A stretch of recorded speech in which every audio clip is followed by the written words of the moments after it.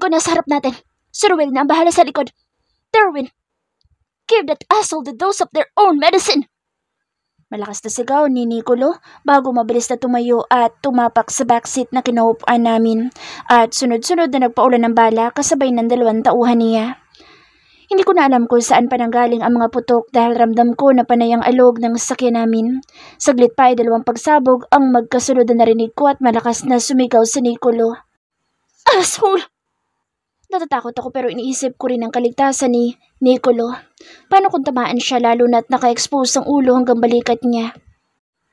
Bakit ba parang hindi siya takot makipagbarilan at mamatay sa sitwasyon na ito? Na hindi ko sila nakikitang natatakot lalo na't panay ang sunod-sunod na mura ng mga tauhan niyang kasama. Shit!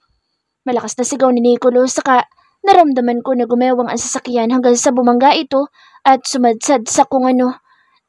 Nicolo! Kandautal na sigaw ko nang tumama ang ulo ko sa gilid ng sasakyan. Kita ko kung anong posisyon niya habang patuloy na nagpapaputok. Darwin, ilabas mo si Kaylin. Ariel, i-cover mo sila. Sigaw nito sa tauhan. Boss, hindi ka namin pwedeng iwan dito. Sigaw pabalik ng duguan sa balikat na tauhan. Do what I said, or I'll kill you right here, right now. Galit na bulyaw nito sa tauhan. Go! Utos ni Nicolo sa amin habang nakikipagpalitan ng putok sa kalaban. Lutang ako nakasunod habang hatak ng tauhan ni Nicolo habang papasok sa mapunong lugar. Hindi ko alam kung nasaan na kami dahil nakaidlip na ako kaninang palabas kami ng Maynila. Kung hindi ako nagkakamali ay nakalabas na kami ng lungsod ngayon at nasa isang probinsya. Nagsisituloy ako kung bakit naisipan ko pa na magbakasyon. Hindi nga talaga pala ligtas na lumabas ako ng bahay ni Nicolo na kasama ko siya. Dati naman tahimik ang mundo ko. Wala akong takot sa dibdib na gaya nito na any moment ay babaril sa amin. Kuya si Nicolo, baka mapano siya doon? Sabi ko sa lalaki na kaitim habang hawak at hatak-hatak ako sa kakahuyan. Nagulat ako nang barilin nito ang driver na kasama namin na tinawag na Ariel. Nalalaki ang mga mata na napatakip ako ng bibig na sunundan ko ng tingin ang bumagsak na duguan lalaki na may tama ng baril sa ulo. Umiiling na humahakbang ako at hindi makapaniwala na nasaksihan ko. Para lang siyang kumitil ng buhay ng gaya ng sa manok. Bakit mo siya binaril? Nauutal na tanong ko sabay hatak ng braso ko. Wala ko nakikitang bakas ng takot o alinlangan sa kanya kaya alam ko na masamang tao siya. Kapag nalaman ni Nicolo ito, siya mismong papatay sa'yo. Kaya mang kamao na sigaw ko dito habang humahakbang paatras mula dito.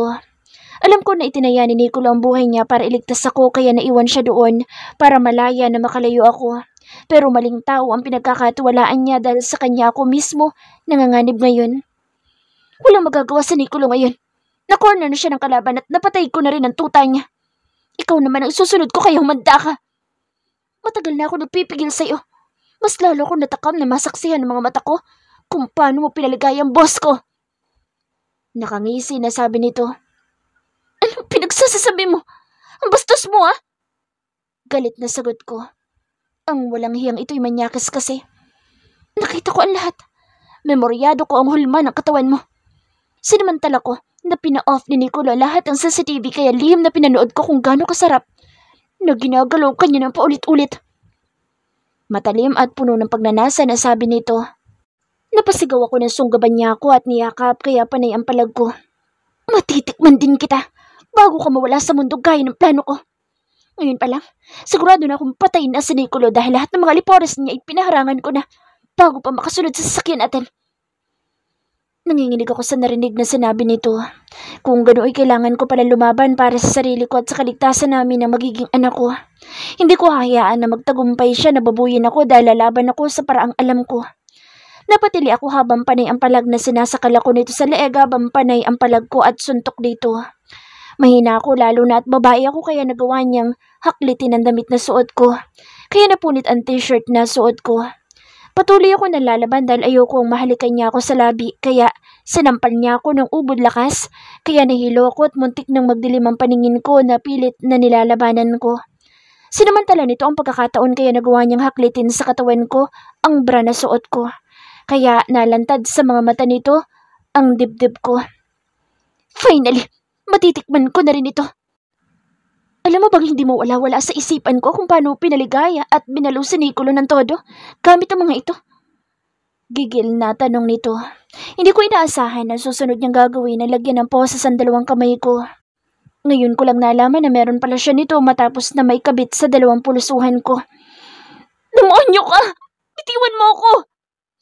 Galit na galit at luhaan na sigaw ko habang panay ang bayo ng braso ko sa balikat nito nang daluhungin niya ako. Tama na! Nangihina na pakiusap ko. Malaking lalaki din kasi ito na nakadagan sa akin habang nagagasgas ang balat sa likuran ko sa matinik na kung ano na nahigaan ko. Tama yan! Isagaw mo ang pangalan niya. Tuwagin mo siya. Pero sinisiguro ko na hindi siya darating dahil sa mga oras na ito. Sigurado akong patayin na si Nicolo. Nagiwan ako ng bomba sa loob ng sasakyan. Yun ang narinig nating sumabog bago ako makapasok dito. Parang demonyo na nakangisi na sabi nito habang hawak ako sa panga at pinakatitigan nito. Walang hiya ka. Ang sama mo. Matigas na sagot ko habang luhaan ang mukha ko. Mas masama si Nicolo dahil pinatay niya ang pamilya ko. Kaya sinisingil ko lang siya at nagtagumpay din ako. Nakakatakot na sabi pa nito. Napahikbi na lang ako nang malakas na hinaklit niya ang pantalon na suot ko. Mahigi na lang at fitted ito kaya hindi niya nagawa na maalis ito sa katawan ko. Demonyo ka! Mamatay ka ng animal ka! Sigaw ko sa kamabilis na sinipa ito sa muka nang bumaba siya sa paanan ko para matanggal ang pantalon na suot ko. Walang hiya ka, babae ka! Sigaw nito sa kamabilis na tumayo at sinunggaban ulit ako. Saka sinampal ng paulit-ulit habang panay ang piglas ng mga paa ko kasabay ng malakas na sigaw at tili ko. Nakikipaglaban ako para mabuhay dahil inaatake na naman ako ng takot na baka ito na talaga ang huling bahagi ng buhay ko sa mundo. Ganito ako sinaktan ng tatay ko na para bang ako na ang pinakawalang kwentang tao sa mundo. Malakas na tili ang kumawala sa akin nang sakalin ako nito, dahilan para magdilim ang paningin ko pero bago ako tuluyang nawala ng malay, ay malakas na tunog ng putok ng baril ang narinig ko mula sa kung saan. Tumalikod kayo! Wag na wag niyong titingnan si Kaylin! Sigaw ni Nicolo bago sinipa ang dugo ang lalaki nakahandusay sa tabi ko. Gago ka! Tarantado! Galit na sigaw ng madilim ang mukha na si Nicolo habang panay ang unday ng suntok sa lalaking panay ang daing dahil marahil sa tama ng bala na pumasok sa katawan nito. Kunin niyo ang animal na yan! Dalhin sa basement! Nag-aapoy sa galit na sigaw ni Nicolo. Mabilis na hinubad nito ang damit na suot at agad na ipinasok sa ulo ko pero dahil may posas ako ay hindi niya agad nagawa. Tulala ako habang walang ampat ang luha sa mga mata ko. Blanko ang utak ko at natatakot ako sa realidad na ito. Ang sakit. Ang hirap. Para bang paulit-ulit na pinapaalala sa akin ng lahat. Tinakasan ko ang buhay ko sa Quezon Province pero hindi ko inaasahan na panandalian lang ang kapayapaan na tinatamasa ko dahil mas masahol pa sa ngayon ang nararanasan ko. Muntik na akong mahalay ng demonyo na lalaking binuhat ng mga tauhan ni Nicolo. At kung hindi siya dumating agad ay baka tuluyan na akong nababoy ng demonyong lalaking iyon. I'm sorry, baby. Sana hindi kita hinayaan na mapalayo sa akin. Kung alam ko lang na may hindi magandang balak sa'yo si Darwin, sana hindi nangyari ito. Bulong nito habang yakap ako ng mahigpit. Hindi ko alam kung paano niya nakalagamposa sa pulsuhan ko dahil tulala ako at emosyonal sa lahat ng naranasan ko. Siguro'y napansin niya na hindi maayos ang lagay ko kaya binuhat na ako ni Nicolo at naglakad papunta sa sasakyang naghihintay sa amin. Tama nga si Darwin nang sabihin nitong pinasabog niya ang sasakyan dahil sunog at nagkalat na ang bahagi nito sa kalsada. May mga nakahandusay na mga lalaki sa kung saan at ang iba'y sunog din na mga sasakyan. Tiim ang bagang na hinaplos ni Nicolo mukha ko sa kapinahid ang sunod-sunod na luhang pumatak sa pisngi ko. Madilim ang aura na mukha niya lalo na at kita siguro nito ngayon ang pinsalang tinamo na mukha ko matapos sampalin ng paulit-ulit ni Darwin kanina. Bilisan mo, Ruel! Dahil hindi na ako makapaghintay na patayin ng demonyo na traidor sa atin! Nag-aapoy ang mga mata sa galit habang nagngangalit ang bagang na mariing sabi ni Nicolo. Alam ko na galit siya lalo pat pare-pareho kaming nalagay ang buhay sa kapahamakan. Hindi ko alam kung anong gagawin niya sa tinatawag na Darwin, pero sa nakikita ko na galit sa mga mata nito ay isang buhay na naman na maaaring mawala sa mundo. Hindi si Nicolo ang klase ng tao na mangingimim patayin siya dahil kanina pa lang ay kulang na lang ay putulin na nito ang buhay ni Darwin. Kung hindi lang nito marahil nakita ang kalunos-lunos na sinapit ko sa kamay ng demonyo na lalaking iyon. Pumatak na lang ang luha sa mukha ko. Isipin ko pa lang kung paano niya ako hinawakan, ay nandidiri na ako. Paano pa kaya kung nagtagumpay siya? Baka ako mismo ang humiling sa kanya na tapusin ang buhay ko dahil ngayon pa lang ay tila susuko na ako. Nicholas Person over voice. Akala ko, wala akong kakayahan na tumigil at manatili sa bahay kahit isang araw lang. 2 linggo mahigit na akong hindi pumapasok sa opisina ko at puro video call meetings lang ang tinatanggap ko dahil ang alam na lahat ay nasa abroad ako. Pinili ko na manatili dito sa mansyon kasama si Kaylin dahil bukod sa gusto ko siyang makasama ay nag-aalala ko sa kondisyon niya. Lately kasi nag-iba ang nakikita kong emosyon niya. Naging mas tahimik, bihira kong kumibo at hindi ngumingiti.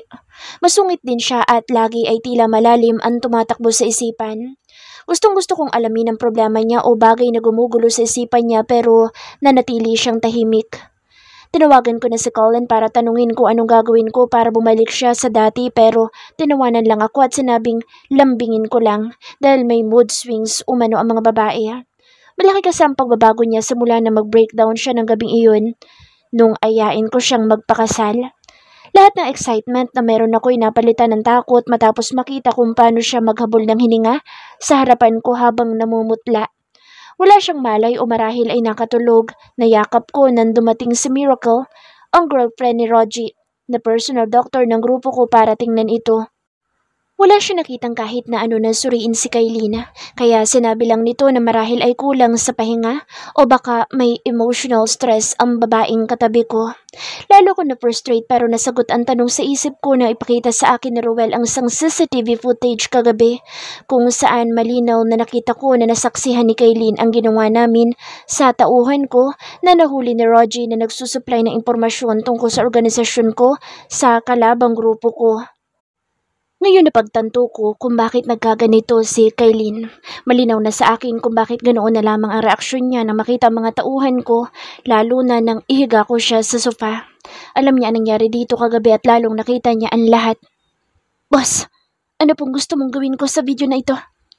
Tanong ni Ruel. Bukod kay Rogie ay siya ang pinagkakatiwalaan ko. Hindi ko laging kasama ang kababata ko dahil siya ang humaharap sa lahat sa tuwing wala ako.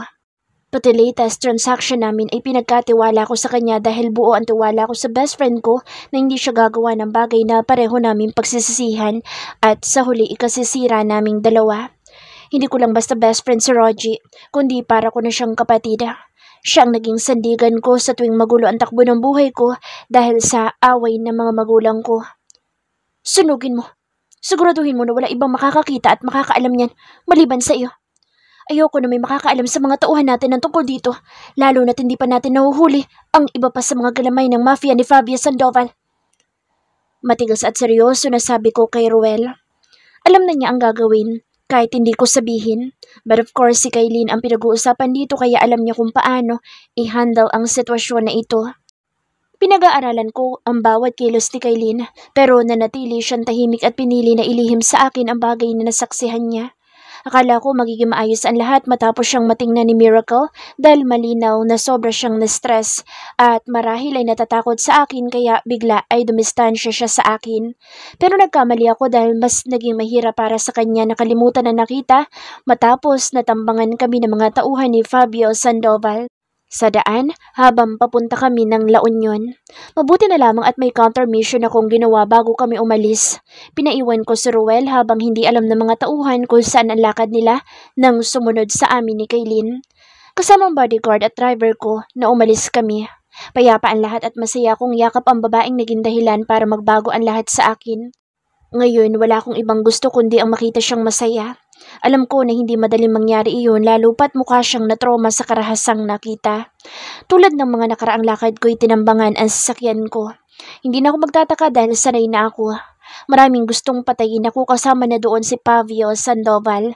Nagigil na mamatay ako, lalo pa ngayong nalaman niyang alam ko na siya ang may pakana sa sunod-sunod na pananabotahe sa mga transaction ko. That evil man dig his own grave nang magpasya siyang kalabanin ako. Handa ako makipagbarilan at lumaban kahit mag-isa basta masiguro ko lang naligtas si Kaylin. May kakaiba ko nararamdaman na tila hindi siya ligtas dito sa loob ng sasakyang ito dahil tama ang hinala ko na hindi magtatagal ay sasabog ito. Napamura ko matapos sarangin ng mga tauhan ni Fabio ang tangka ko sanang sundan sina Kailin. Pula na ang nakikita ko dahil bukod sa sumabog ako sa galit ay maraming dugo ang tumagas sa lupang kinatatayuan namin. Hindi alintana sa akin ang makipagbarilan hanggang sa maubos sila. Hindi ligtas si Kailin sa isa sa mga kasama niya dahil sigurado akong may naglagay ng bomba sa sasakyan ko, kaya agad na sumabog ito matapos na makalabas sila. Sigurado ako at hindi ako tanga para hindi malaman ang ibig sabihin nito. "Boss, dapa!" Malakas na sigaw ni Ruel na nakarating na pala sa lokasyon ko. "Muntik ka nang mahagip ng bala!" Sigaw nito. Tumango ako dahil tama siya.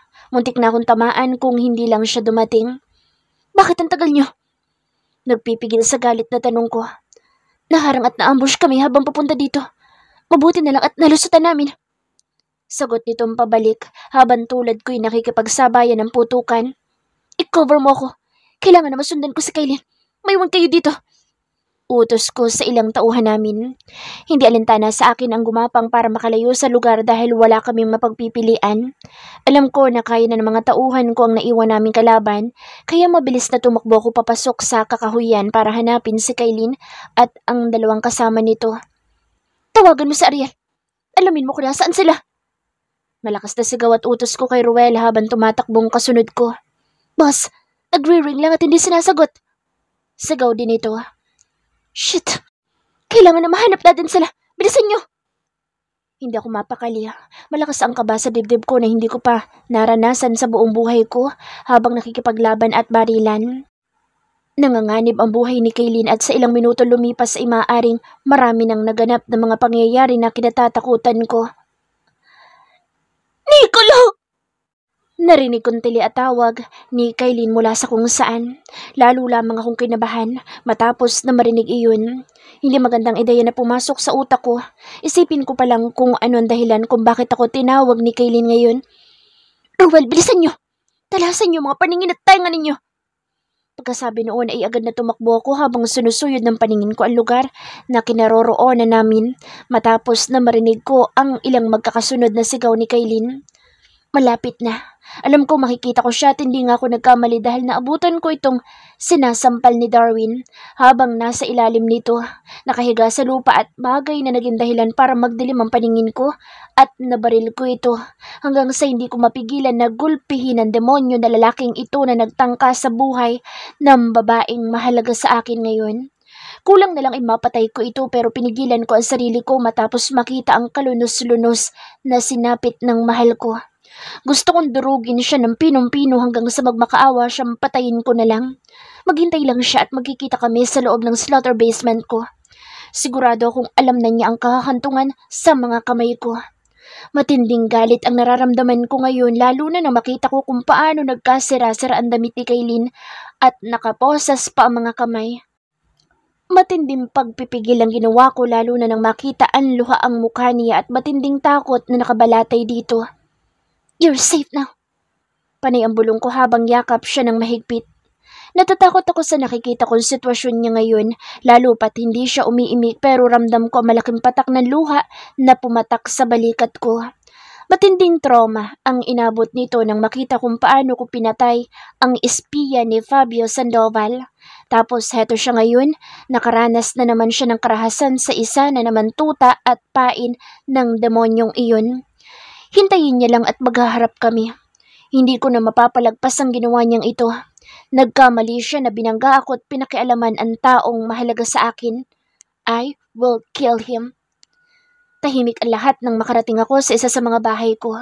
Kinailangan ko na ilipat si Kailin dahil may idea ko na may alam na ang kalaban ko tungkol sa kanya. Hindi malayong siya maging target ng mga ito at sa huli ay ikapapahamak ulit niya.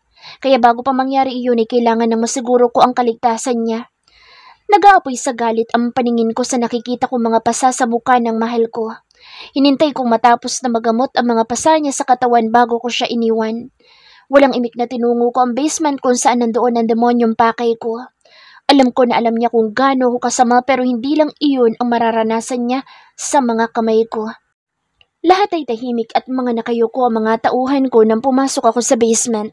May idea na sila sa mangyayari at alam ko sa mga oras na ito'y wala ni isa sa kanila ang gustong kausapin ako dahil baka isa sa kanila ang sumalo at makatikim ng matinding galit na nararamdaman ko. Boss! Pati ni Ruel nang nasa harap na ako ng dangyan ko. Open the door! Kalmado pero matigas na utos ko. Napasukan ko ang lalaking lupaypay na nakagapos paitaas ang mga kamay habang hubot-hubada.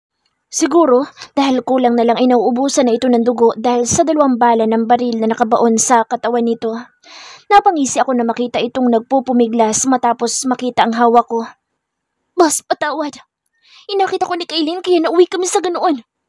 Tauhan siya ng Sandoval at nandito siya para paikutin ka sa mga kamay niya. Tuloy-tuloy na sabi nito. Really? Paano mo nalaman na tauhan siya ni Sandoval? Seryoso na tanong ko. Kita ko kung paanong nabuhay ng pag-asa mukha nito matapos marinig ang sagot ko. Sinabi niya sa akin habang papasok kami. Kasamahan at kasabot siya ni Ariel na siyang nagtanim ng bomba sa sasakyan natin kaya sumabog ito. Nag-agawan kami na baril kaya nabaril ko siya pero lumaban si Kaylin. Kaya pinusasan ko mga kamay niya. Tumungo ako at ngumisi dito habang nakatitig sa mga mata nitong naglulumikot na tila naghihintay na may sasabihin ako. He's wrong. Hindi ako tanga para maniwala sa kanya. Hindi siya ang taong bibilog sa ulo ko at magpapaikot sa palad niya dahil sa mundong ginagalawan ko, demonyo ako. Mas sigit pa sa mga demonyong tulad nila. Handa ka na bang mamatay? Hindi nito inaasahan ang tanong ko dahil ang akala siguro niya'y naniniwala ko sa kasinungalingan niya. Boss, believe me. Hindi na niya natapos ang sasabihin nang kunin ko ang bakal na may apoy at inilapit sa kanya. Minuto na lang magkikita na sila ni Satanas pero hindi pa muna ngayon dahil sisingilin ko pa siya sa ginawa niyang katrayduran at sa pananakit sa mahal ko. Kylie's person-over voice. Napabalikwas ako ng bangon para lang malaman na nasa isang silid ako. Bigla ay rumagasa ang takot matapos na makitang hindi ito ang silid na ginagamit ko, kaya lalo lamang akong kinabahan. Kanina kasing nasa daan kami na wala ako ng pakialam sa paligid. Paulit-ulit kasi na pumapasok sa utak ko kung paano binaril ni Darwin si Ariel sa harapan ko at ang tagpo na muntik na niya akong maghahasa at mapahamak. Agad na bumangon ako at binuksan ang pintuan. Wala akong nakitang ibang tao sa malaking hallway ng bahay kaya naglakad ako ng walang direksyon.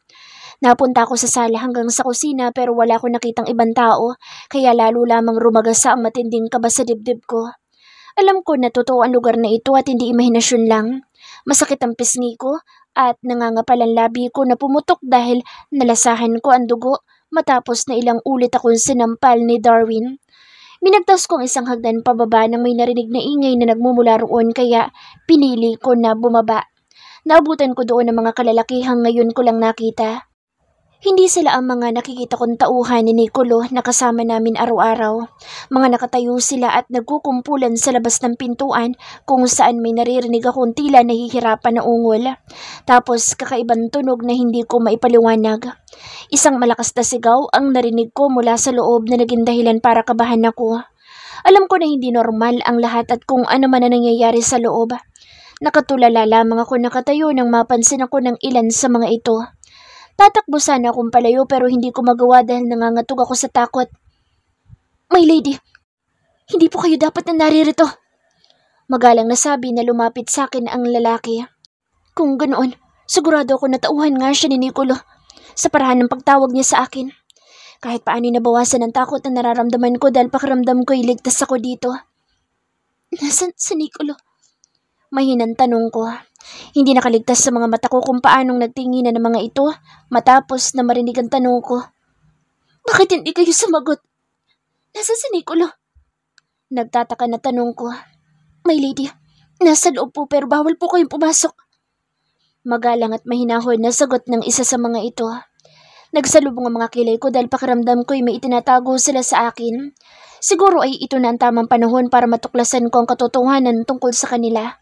At may pakiramdam ako na masasagot iyon kapag pumasok ako sa pintuan na nasa harapan ko. Tama, hindi ako pwedeng maging mahina. Aalamin ko ang sagot sa mga katanungan na laman ng isipan ko. Bakit pa ako matatakot ngayong lagi namang nanganganib ang buhay ko? Dapat nga isanay na ako sa mga oras na ito dahil malimit na malagay sa balag ng alanganin ang buhay ko. Walang pakialam na naglakad ako at nalagpasan ng mga tauhan ni Nicolo pero bago ko maabot ang doorknob ay humarang ang dalawang lalaking may malaking katawan. I'm sorry, my lady. Hindi ka po maaaring pumasok sa loob. Restricted po ang lugar na ito na maging kami hindi pwedeng pumasok. Paliwanag nito pero tinitigan ko lang siya ng masama kaya napalunok ito. Papasukin mo ko, kuya. Dahil wala din mangyayari kung pipigilan mo ako. Matigas na sagot ko. Nagkatingin na ng mga ito saka sumagot ang isa. I apologize, my lady. Kapag ginawa namin iyan, ay mananagot kami kay Boss Nicolo. Inirapan ko lang ito at pilit na hinawi sa daan ko pero dahil parehong malakas sa mga ito, ay hindi ko magawa ang gusto ko. Sige, pigilan niyo ako. Sasabihin ko kay Nicolo na hinawakan niyo ako. Matigas na sabi ko sabay na tinitigan ko ang dalawang hindi malaman ang gagawin sa harapan ko. My lady, hindi po namin intensyon iyon. Pinipigilan ka lang po namin kaya umabot tayo sa ganito. Paliwanag ng isa. Ramdam ko ang takot ng dalawa kay Nicolo kaya naman ginamit ko ito para magawa ko ang gusto ko. Hindi tayo aabot dyan kung hindi niyo ako pipigilan at papapasukin niyo ako dalawa sa loob. Matigas na sagot ko. Saglit pa ay parehong gumilid ang dalawa't malaya kung nabuksan ang pintuan. Sigaw ng nangihina na lalaki ang naabutan ko sa loob habang kaharap si Nicolo na may hawak na mahabang latigo sa kamay. Duguan ang lalaking nakagapos pa itaas ang dalawang kamay at halos hindi na makilala dahil sa puno ng dugo ang katawan at nagkalat din maging sa malamig na sahig.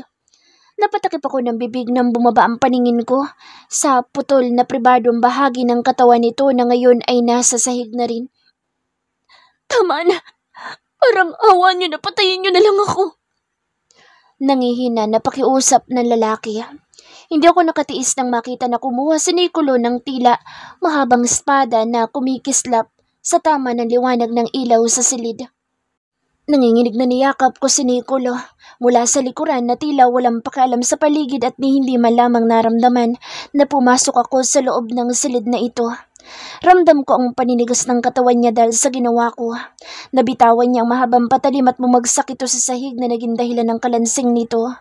Sigurado kong hindi niya ako napansin dahil baka inakala niyang isa ko sa mga tauhang pumasok dito, lalo na at na kay Darwin nakafocus ang buong atensyon nito. Tatlo lang kasi sila dito, kasama si Ruel at ang lalaking nakagapos. My lady! Malakas na tawag sa akin ng tauhan na si Ruel. Hindi ako kumibo pero niyakap ko lang ng mas mahigpit sa bewang si Nicolo na hinahaplos ang likod ng palad ko. Hindi ka dapat na nandito. Let's go outside. Mahinang sabi ni Nicolo sabay tapik ng braso ko. Saglit na lumuwag ang mga braso ko at naramdaman ko siyang umikot at niyakap ako. Pumikit ako dahil ayaw kong tingnan ng kalunos-lunos na eksena sa harap ko. Ayoko maawa sa lalaking ito na naging dahilan ng muntika ng ikapapahama ko. This time naiintindihan ko si Nicolo. Ayoko siyang pag-isipan ng masama dahil alam ko na part of it ay ginawa niya ito para sa akin. Baby, let's go. Muli ay sabi nito. Tumango ako habang nakasiksik ang mukha ko sa dibdib niya. Tama, kailangan kong lumabas dito dahil maging ako'y nagiging masamang tao na rin. Dahil bukod sa nagustuhan ko ang ginawa ni Nicolo kay Darwin, ay gusto ko siyang patayin gamit ang mga kamay ko dahil sa ginawa niya sa akin, sa amin ni Ariel. Ruel, alam mo na gagawin mo, sabi ni Nicolo sa tauhan. Yes, boss. Mabilis na sagot ng tauhan. Agad na inakay ako ni Nicolo palabas at walang lingon-likod na iniwan ang lugar. Sa labas, lahat ay mga nakahilerang nakayuko ang mga nakaitim na tauhan ni Nicolo. Walang kahit isa man sa kanila ang nagtangka na kausapin kami hanggang sa narating namin ang silid kung saan ako dinala ni Nicolo kanina. Bakit ka bumaba't pumunta doon? Hindi mo ba alam kung gaano kapanganib para sa iyong pumasok sa basement? Paano kung hindi ko sinasadya na nasaktan kita dahil hindi kita agad napansin kanina? Frustrated na tanong nito. Hindi ako umimik at yumuko na lamang. Wala kasi akong maapuhap na isasagot dahil sa totoo lang ay na-curious lang ako at gusto kong malaman kung ano talaga ang meron sa loob. I'm sorry. Hindi ko sinasadya na pagtaasan ka ng boses. Lumapit sa akin si Nicolo at niyakap ulit ako. I'm just worried about you. You have seen a lot of harsh part of me at hindi maganda ang naging resulta noon sa'yo. Ayoko lang na madagdagan pa ang takot at trauma na meron ka sa akin ngayon. Mahinahon na ulit ni Nicolo na sinabi ito habang panay ang marahang paghaplos sa likod at buhok ko. Nicolo, sex tayo? Biglay lumabas sa bibig ko. Kumawala ito ng pagkakayakap sa akin at pinakatitigan ng mukha ko dahil mukhang hindi siya makapaniwala sa narinig na lumabas sa bibig ko. What did you say just now?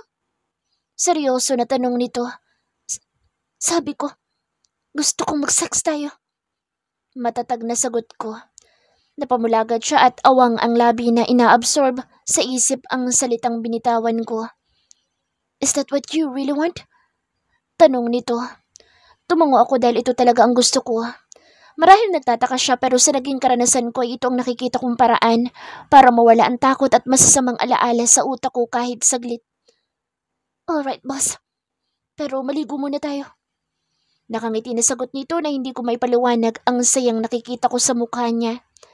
Inabot ko ang batok niya at pating kayad na hinalikan.